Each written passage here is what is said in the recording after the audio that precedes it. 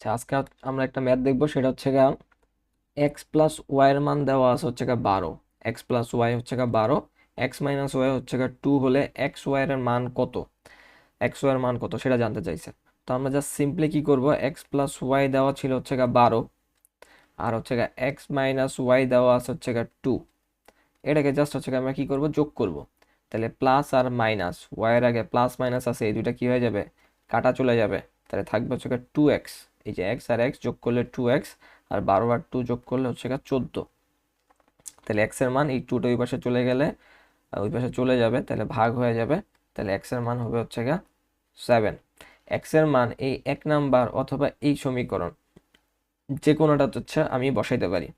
তাহলে এক্স এর মান হচ্ছে আমি প্রথমটাতে যদি বসাই 7 প্লাস ওয়াই ইকুয়াল হচ্ছে 12, তাহলে ওয়াই ইকুয়াল 12 মাইনাস 7, 7টা কি হয়ে যাবে, ওই পাশে চলে যাবে।